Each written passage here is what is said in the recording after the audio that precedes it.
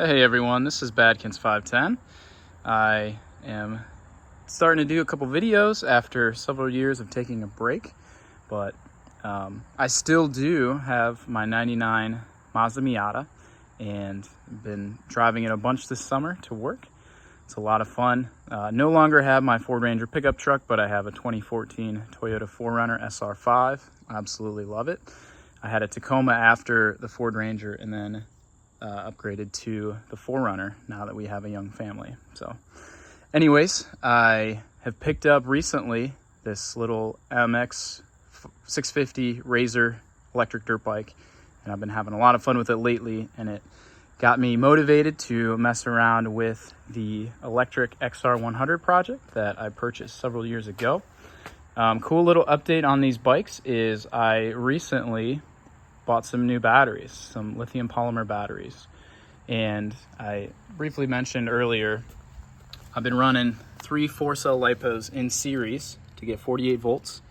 And I purchased these 2 batteries on Amazon, I wanna say a year ago, for like 80 bucks, something like that. They're 6,500 milliamp capacity.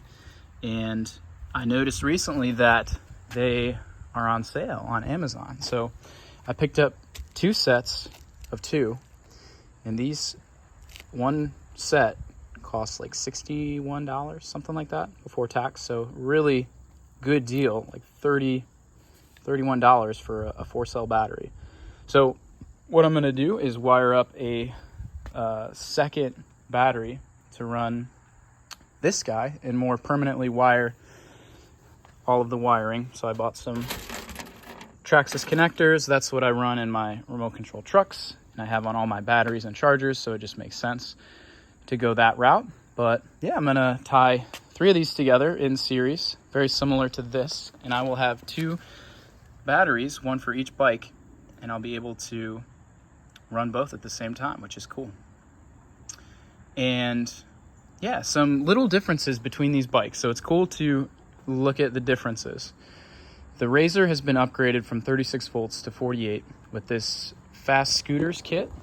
So I think it's like a pretty reasonable kit you can get on eBay, but this controller is actually pretty decent compared to the Amazon Special that is paired with the brushless motor. So this one here, it just doesn't seem as responsive. The power kind of all hits at once, and then it plateaus a bit. So it actually this bike feels a little bit slower and less responsive. And it could be due to that it's heavier, but I mean, this brushless motor, I would think this would have the edge, but honestly, this little brush motor in the Razor, it really works nice. So in the future, I'm gonna plan to maybe pick up Electric & Co. makes a controller. I believe it's the Kelly controller. You can get it for like 160 bucks, 170 bucks. And I read that it really kind of unlocks the potential of these, my 1020 motors that you can get on Amazon. So that might be the next upgrade for this bike. And I'm really curious to see the performance change or difference versus this stock ESC. And obviously keeping the batteries the same. But in videos to come, I'm gonna be just wiring up. You can see what I did here. It's very temporary because I've been switching it back and forth between the bikes. But you can see here, I just wired up with some 12 gauge wire I had lying around, a couple connectors. I literally have alligator clips hooking it here. So I'll have a permanent solution. I'll get another inline fuse. This is a 30 amp, and it hasn't been blowing the 30 amp fuse, so it's not drawing 30 amps. But yeah, this bike is a lot of fun with these lithium polymer batteries. And I haven't seen too many videos of folks out there using lithium polymer batteries.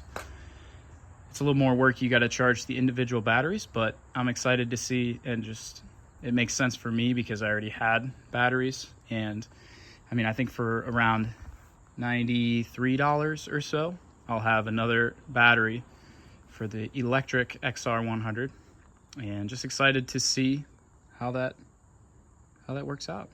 But yeah, stay tuned for more updates and more cool builds on these bikes.